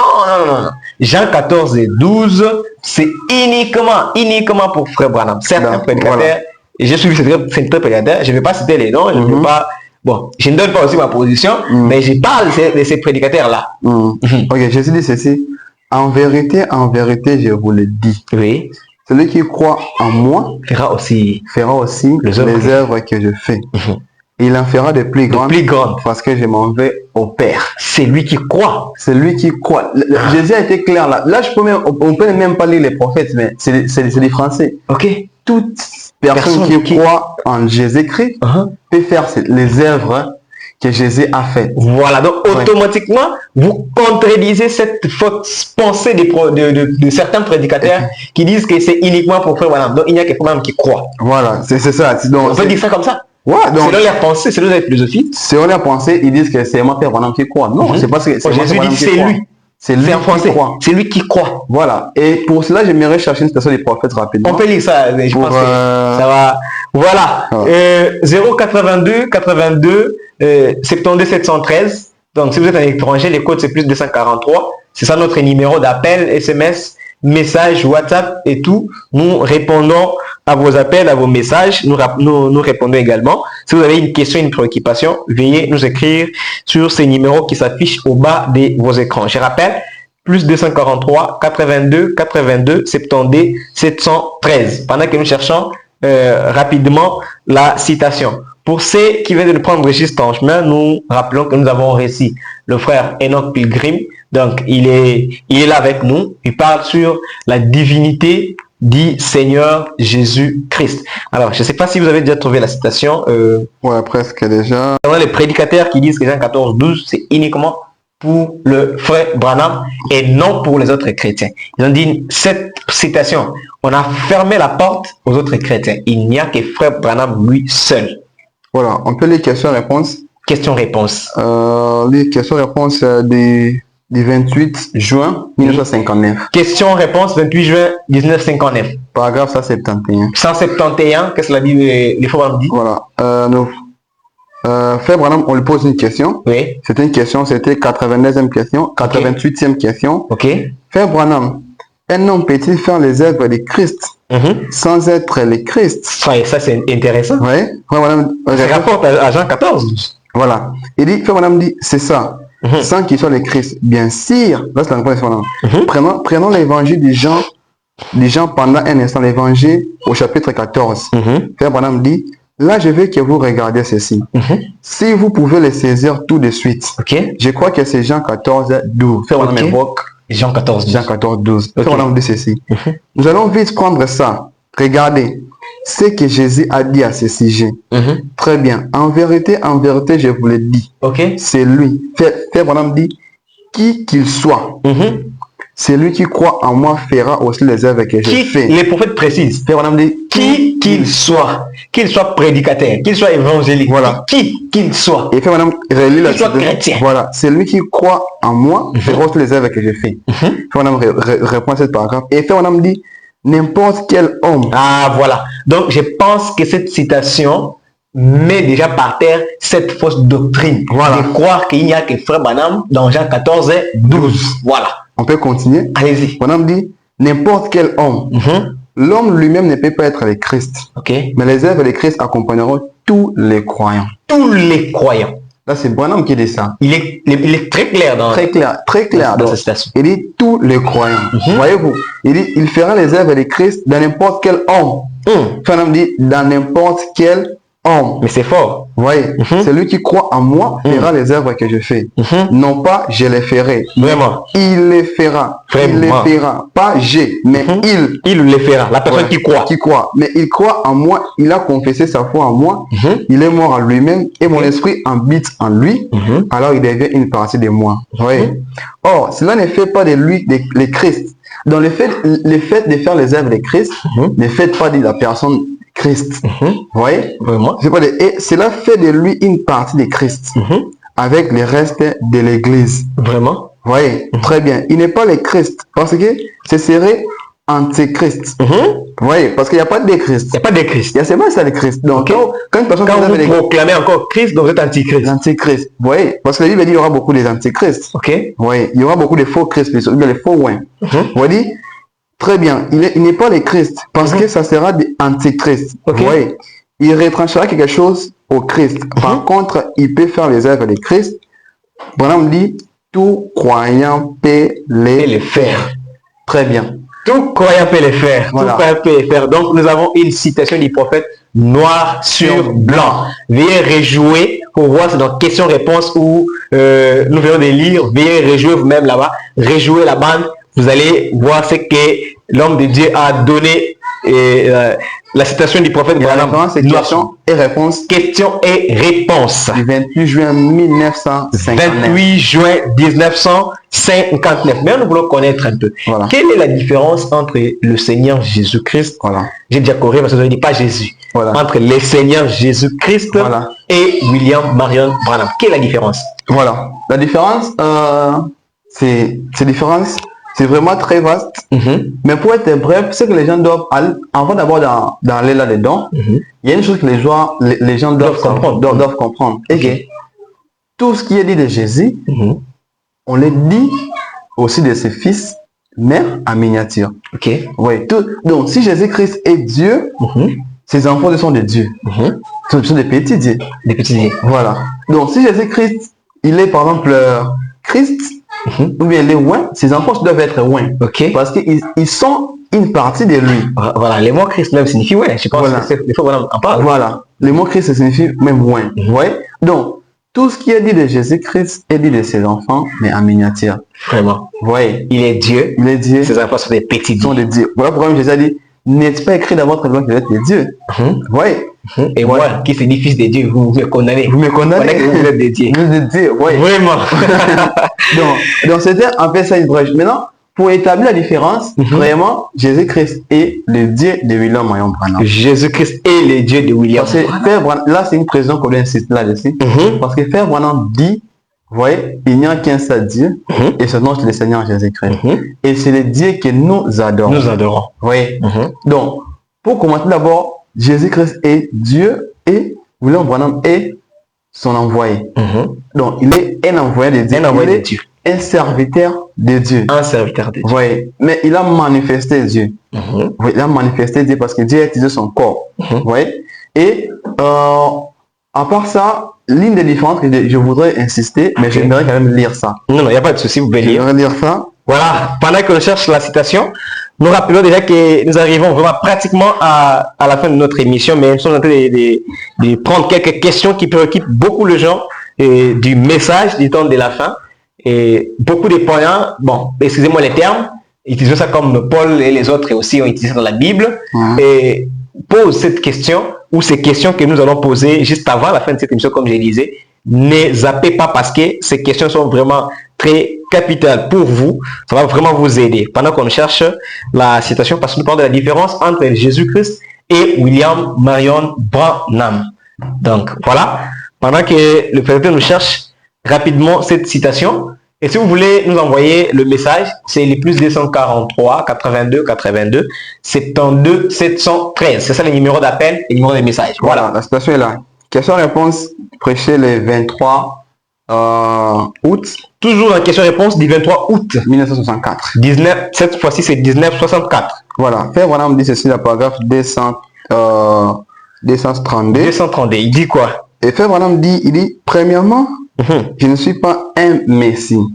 Voyez-vous, le Messie est Jésus-Christ. Le Messie est Jésus-Christ. Mais nous sommes tous des Messiettes. De Messiettes. Donc, Frère Branham voulait exprimer, ce soir, il nous a dit, tout ce qui est dit de Jésus. Et on les dit aussi de cette façon, mais en miniature. En miniature. Oui, donc Jésus est le Messie. Et nous, étant ses enfants, nous sommes des Messiettes. Oui, mais aussi on peut exagérer pour dire nous sommes des Messies. Oui, voilà. Nous sommes des Messies, mais en miniature toujours. Vraiment. Parce qu'un enfant d'un lion, c'est un lion. C'est un lion. Voilà. Un enfant d'un lion, c'est un lion. Donc parfois on peut l'appeler lion, mais on sait que c'est un enfant d'un lion. Vraiment. Mais son maître est là. Voilà. C'est la même chose avec lui. Premièrement, je ne suis pas un Messie. Voyez-vous, le Messie est Jésus-Christ. Nous sommes tous des Messiens. Oui. Messie signifie ouin. Frère Branham dit ceci. J'aime beaucoup cette partie-ci. Oui, qu'est-ce qu'il dit? Il dit, en lui habitait corporellement la plénitude de la divinité. Vraiment. Là, c'est en Jésus-Christ. Habitait corporellement la plénitude de la divinité. Mais Frère Branham dit, mais en moi, habite seulement une partie de son esprit. Et répétez un peu cette partie-là. Voilà. En moi, habite seulement une partie de son esprit. Mais les gens qui disent que Frère Branham est plus que Jésus, c'est plus qu'un prophète, c'est plus qu'un homme. Donc, mais comment il peut... Est-ce qu'il lit cette citation? Je ne sais pas. Non, s'ils ne lisent pas, ils ont la possibilité de lire maintenant. Ils peuvent maintenant lire avec moi. Vraiment. Peut-être ils sont ignorants de ça, mais maintenant ils sont au courant de ça. Vraiment. Voilà. Branham dit que non, en lui habite seulement une partie de son esprit. Une partie de son esprit. Une partie de son esprit. Vous voyez? comme c'est ce qui habite en vous. Ça, c'est intéressant. Donc, comme ce qui habite pas en seulement en Branham, vous, mais c'est aussi en vous, voilà. c'est aussi en moi. Voilà. Donc, une partie de son esprit, comme celle qui habite en vous. Frère Branham, maintenant, les gens disent, Frère Branham, maintenant, il a une partie de l'esprit. Maintenant, les discernements, tout ce qui fait ça, comment il fait ça alors que lui, il a seulement une partie de son esprit. Frère Branham répond à cette situation. Branham dit, j'ai reçu un don pour connaître des petites choses et de voir d'avance les choses. Des petites choses, mais voir d'avance les choses. Donc, Branham dit, c'est beaucoup plus les gens qui parlent de discernement, vous voyez, la façon de faire discerner les choses. Maintenant, ils pensent comme si, comme il discernait les choses là, il doit avoir la plénitude de la divinité pour discerner ces choses. Voilà pourquoi Branham dit que non, il a reçu un don, vous voyez, qui lui permet de connaître des petites choses. Et Minimi, ça c'est par l'humilité. Mais ce n'est pas des petites choses. Vraiment. Donc, il a reçu un don pour connaître ces petites choses. Ces choses. Ouais, ces choses, connaître d'avance. Pourquoi? C'est pas qu'il a reçu la plénitude, la divinité pour connaître, pour discerner. Ce n'est pas la plénitude de la divinité qui l'a permis de discerner. C'est le don qu'il a reçu qui l'a permis de discerner. Vous voyez? Et fait Madame continue, dit, cela ne fait que, il a dit, pour connaître ces petites choses et voir d'avance des choses. Cela fait que je reste malgré tout votre frère. Je reste malgré tout votre frère. Votre frère. Donc, malgré qu'il discernait les pensées, il faisait beaucoup de miracles. Tout ce que Dieu faisait avec lui. Il dit, c'est un don qu'il a reçu de la part de l'Éternel. Cela ne rend pas de lui donc Dieu, cela ne fait pas de lui qu'il puisse avoir toute la plénitude de la divinité. Ouais. Mais il reste malgré tout votre frère. Vraiment. Malgré tout ça. Il a dit, je suis votre frère. Il a dit, voyez-vous, juste un berger. Il a dit, je ne suis pas le Messie. Je suis votre frère. Voyez-vous, juste un berger du troupeau. Vraiment. Si je vous disais, ça c'est fort, Madame dit, si je vous disais que j'étais le Messie, vraiment, je serais un menteur. Je serais un menteur. Madame, si je vous disais que j'étais le Messie, voilà, je serais un menteur. Voilà, quand il dit, si on dit que je suis le Messie, je serais un menteur, beaucoup de gens disent, mais il était où le Messie, ça signifie où? Non. Quand il dit je ne suis pas le Messie, il vient en disant que non, il n'a pas la plénitude de la divinité. Il connaît la grandeur, la dimension, la place de Jésus. Voilà. Donc il reconnaît en fait la place de Christ. Parce que là, il veut se différencier avec Christ. Vraiment. Bon, il voulait qu'il dise que non, lui, malgré qu'il fait les mêmes œuvres que Christ, mais il a une place. Donc, il a seulement une partie de l'Esprit de Dieu. Et c'est un don qu'il a reçu de la part de Dieu qui lui permet de faire ces choses-là. Mais ce n'est pas qu'il a reçu la plénitude de la divinité qui lui permet de faire ces choses-là. Vous voyez? Donc, il avait reçu un don qui lui a permis d'accomplir ses œuvres. Parce que beaucoup de gens disent que non. Alors, quand vous dites que Frère Branham n'est pas le Messie conçu, mais là, cela veut dire qu'il n'est pas roi. Non, il est roi, bien sûr, mais il n'est pas roi dans sa plénitude de l'esprit. Il n'a pas eu l'esprit dans sa plénitude. Voilà pourquoi Branham, pour essayer de nuancer ça, il a dit nous sommes des messieurs. Pourquoi il a dit ça? Parce qu'il savait qu'on n'a pas reçu la plénitude de la divinité. Vous voyez? Mais on peut aussi lire deuxième citation pour... Il n'y a pas de souci, vous pouvez lire. Pendant que nous avançons, nous avons quelques minutes déjà pour la fin. Il nous reste encore quelques questions que j'appelle des questions pièges, des bombes, des Satan. C'est comme ça que moi j'aime appeler ça. Parce que moi, chez moi, ces questions-là, je les garde pour la fin. Donc, pour que les gens ne puissent pas zapper et tout ça. Et ceux qui ne sont pas encore abonnés, abonnez-vous massivement pour ne pas rater. Et déjà, il y a des choses qu'on laisse en suspense. Je pense que nous reviendrons prochainement pour avancer approfondir cette matière pendant qu'on cherche rapidement la citation. Nous sommes en train d'établir une différence entre William Marion Branham et la personne du Seigneur Jésus-Christ. Alors, si vous êtes prêts avec la citation, on peut lire la prédication être persévérant. Oui. Prêché par le prophète de Dieu le 23 juin. Oui. 1970. Oui. Le paragraphe 13. Frère Branham dit ceci, dit, mais vous voyez, en Christ habitait toute la plénitude de la divinité corporellement. Eh bien, il était Dieu. Nous sommes, et Frère Branham là dedans, Frère Branham dit, nous sommes une portion de cet esprit-là. Cela nous a été donné avec mesure. Vous voyez, lui l'avait sans mesure.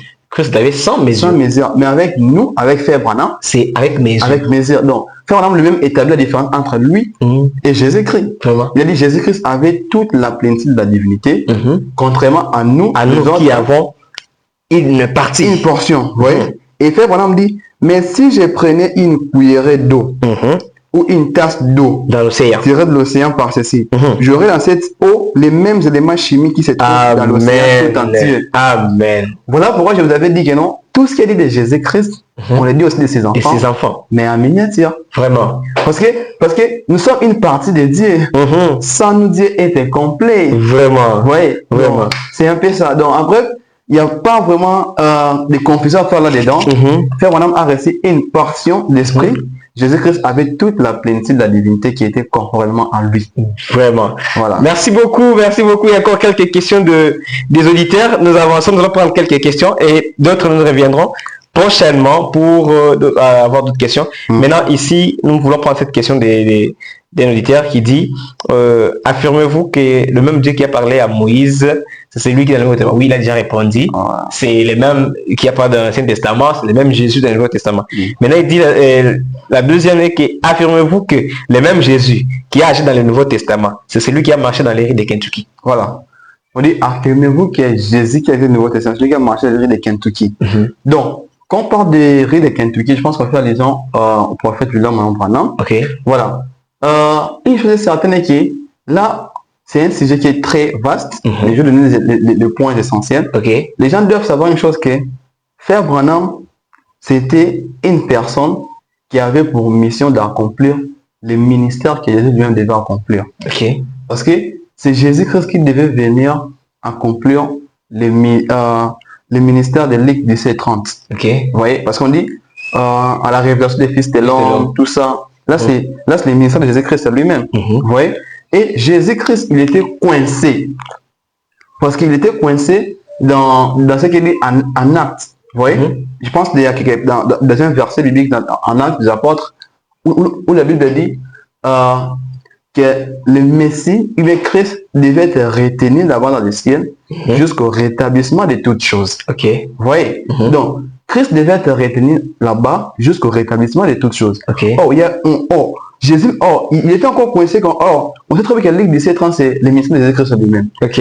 Jésus lui-même ne pouvait pas venir accomplir cela lui-même. Parce qu'il est en train de rétablissement de toutes choses. Ok. Et par conséquent, Malachie 4 nous a promis que non, il sera là pour le rétablissement de La foi apostolique. la foi apostolique. Donc, Dieu a confié cette œuvre de rétablissement de toutes choses à Malachie 4. Ok. Donc, Malachie 4 a accompli l'œuvre que Dieu lui-même ne devait pas accomplir. Ok. Pourquoi Dieu lui-même n'a pas accompli? Parce qu'il ne pouvait pas descendre sur la terre. Parce qu'il était coincé par sa parole qui dit que non, le ciel doit les retenir jusqu'au rétablissement de toutes choses. Ok. Lorsque Luc 17:30 qui devait être beaucoup de prophéties pour premier temps de la fête qui devait s'accomplir pour aller 17 sont des grandes décisions qu'on pourra développer au futur. Vraiment. Maintenant, parlant de beaucoup d'autres écritures là que Jésus lui-même devait accomplir. Comme il ne peut pas descendre, il a confié cela au prophète Branham. Vous voyez? C'est lui qui est venu pour accomplir toute cette prophétie-là. Voilà. Donc, mais ça ne fait pas de faire Branham de Jésus-Christ. Parce qu'on vient de lire ici. Vraiment. Où Branham dit, Noir sur blanc. ce n'est pas l'effet d'accomplir les œuvres de Christ qui fait de vous Christ. Vous voyez? Donc, tu vas accomplir l'œuvre de Christ sans pourtant être le Christ. Vous voyez? Donc, il a accompli l'œuvre de Christ et Dieu a utilisé son corps pour accomplir cette œuvre-là. Vraiment. Mais lui-même n'est pas Jésus-Christ. Vraiment. Parce que Frère Branham dit, je pense, il a dit, si Dieu était ici, il ne sera pas de la forme physique comme moi. Vraiment. Mais là, je vais relire ça. Il n'y a pas de souci, vous pouvez lire ça, on peut lire ça. Pendant que nous sommes en train de citer petit à petit, vraiment, il nous reste quelques minutes donc pour citer, pendant que nous cherchons l'écriture où Frère Branham est en train de déclarer ça lui-même. Parce qu'aujourd'hui, il y a tellement de fausses doctrines dans le message au point où nous chassons les gens qui étaient censés croire le message. Voilà. Voilà. Donc, nous voulons lire. Nous ici, nous rappelons, cette émission, c'est émission Écoutons le prophète. Voilà pourquoi quand les prédicateurs passent ici chez nous, nous laissons le temps pour que les prédicateurs puissent lire, quelle que soit la Bible, quels soient les messages. Et là, je rappelle, ici, nous recevons toute confession confondue. Donc vous êtes prédicateur, que vous croyez quoi? Nous ne sommes pas dans ça. Vous venez ici expliquer ce que vous croyez. C'est ça chez nous. Donc, on n'a pas de limites. Merci. Je vais de trouver la citation, c'est quand les yeux s'ouvrir. Quand les yeux s'ouvrir. Et ils reconnurent. Voilà. Prêché le 12 mars 1964. 12 mars 64. Paragraphe 171. Oui. Parce que votre question c'était... La question c'était... Nous parlons juste des frères Branham, la différence entre frère Branham et Jésus et tout ça. Voilà. Donc, frère Branham dit, c'est parce que je dit, est-ce que c'est lui qui a marché à Galès? C'est lui, oui. C'est lui qui a marché la question d'un auditeur. Voilà. Est-ce que c'est lui qui a marché dans la ville de Kentucky? Et c'est la même personne. Si c'est la même personne. Est-ce le même corps physique? Voilà. Voilà. C'est ça la question. Donc, est-ce le même corps physique? Si je peux ouvrir l'enveloppe de la question du frère. Voilà. Il veut parler que c'est le même Jésus qui était en Galilée. Et c'était frère Branham. C'est lui là, les Jésus. C'est lui. Voilà pour être clair. Voilà. Donc, est-ce que c'est vraiment les mêmes corps physiques qui étaient marchés? Donc, pour dire, ce n'est pas les mêmes corps physiques. Mais j'aimerais lire les prophètes Branham. Qu'est-ce qu'il dit lui-même? Branham dit, dans la paragraphe 71, j'ai de la citation, dit, maintenant, comment les reconnaîtrai-je? Voilà. Là, il parle de Jésus. Hein. Comment reconnaître Jésus? Voilà. Jésus a dit, c'est à leurs fruits qu'on les reconnaîtra.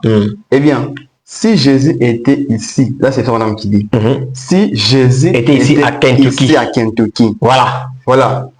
Il dit, si Jésus était ici à Kentucky. Donc c'est Dieu, ça répond. Ça répond. Donc ça répond à cette question. Suivez ce que Branham dit. Il ne serait pas dans une forme physique comme moi. Ok. Oui. Donc si Jésus était à Kentucky, il ne sera pas le corps physique comme Frère Branham.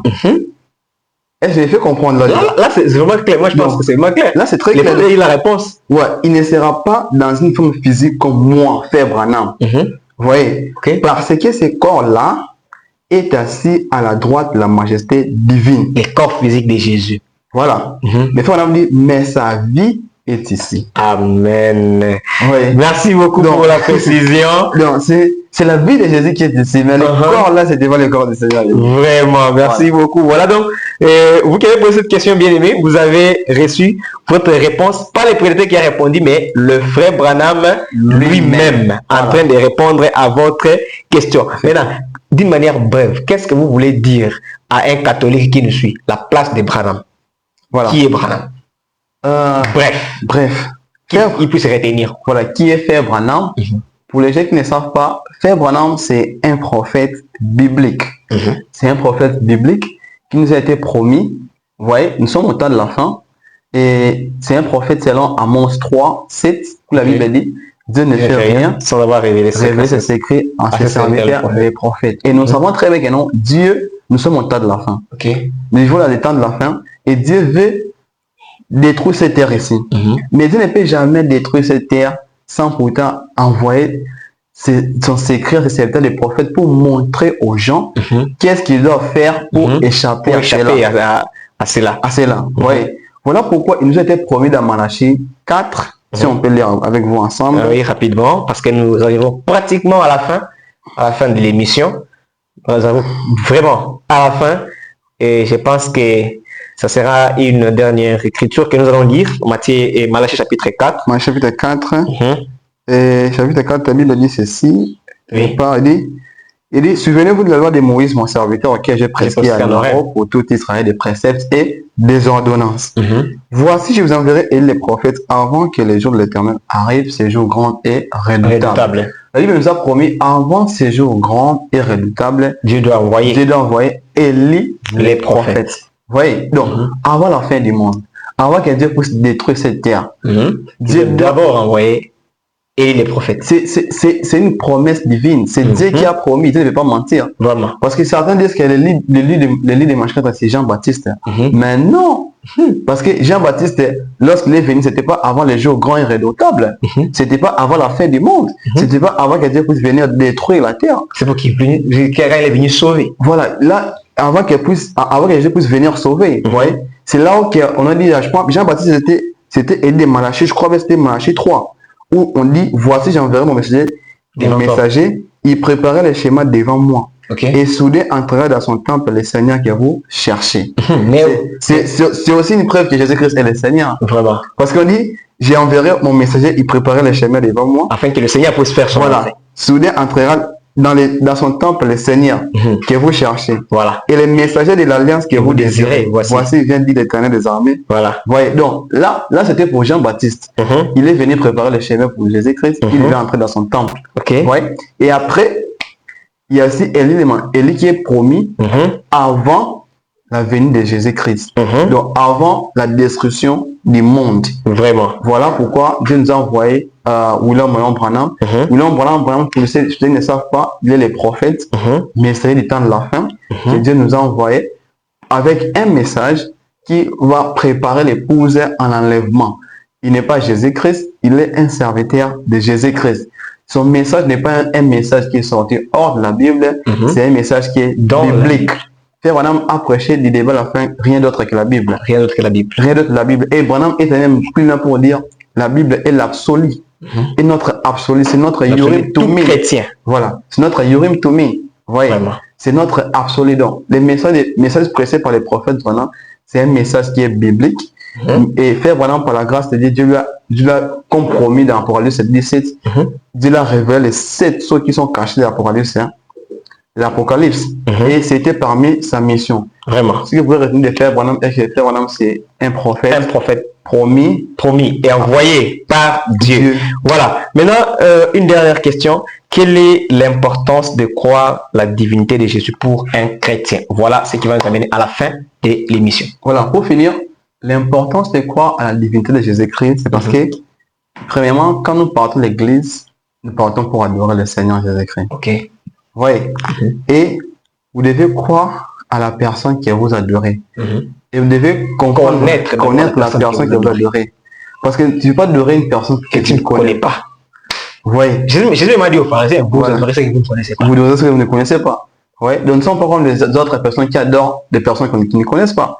Nous devons connaître la divinité de Jésus-Christ et croire à cela. Voilà. Pourquoi? C'est même ça la source de toute bénédiction. Vraiment. Vous voyez? Parce que Frère Branham dit, je pense, il a dit, vous ne ferez pas de progrès si vous ne croyez pas cela. Tant que vous ne comprenez pas la divinité. Voilà, tant que vous ne comprenez pas la divinité de Dieu. Parce que c'est ça les sous-bassements. C'est la base de tout. Vous adorez qui va adorer Jésus-Christ. Il est qui pour toi? Voilà. Vous devez connaître qui est Jésus-Christ pour toi. C'est toutes ses formes. Vous voyez? Et en bref, c'est que vous devez retenir que Jésus-Christ, c'est le nom et c'est le nom de Dieu. Nous avons qu'un seul Dieu et son nom est Jésus-Christ. Un seul Dieu. Un seul Dieu. Et qui s'est manifesté sur plusieurs formes. Sur plusieurs formes. Et à fonction de là, il a eu plusieurs titres. Vraiment. Qui a bouleversé les gens, alors qu'il y a toujours la même personne. Mais nous revenons au nom unique qui s'appelle le Seigneur Jésus-Christ.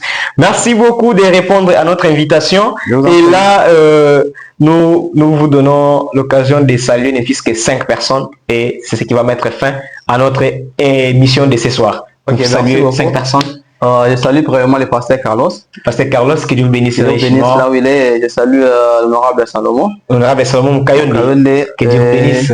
Je salue ma mère. Maman, que Dieu vous bénisse richement. Voilà, je salue maman Béa. Maman Béa. Voilà. Que Dieu vous bénisse. Et je salue mes frères. Je salue mon ami John. Mon ami John Zanzo. Que Dieu vous bénisse. Je salue, pour finir, je salue tous mes frères et sœurs de la faculté de la médecine. Vraiment, que Dieu bénisse tous les médecins, que Dieu bénisse richement. Voilà. Voilà, nous avons devant nous un médecin qui connaît Dieu, qui connaît la parole de Dieu.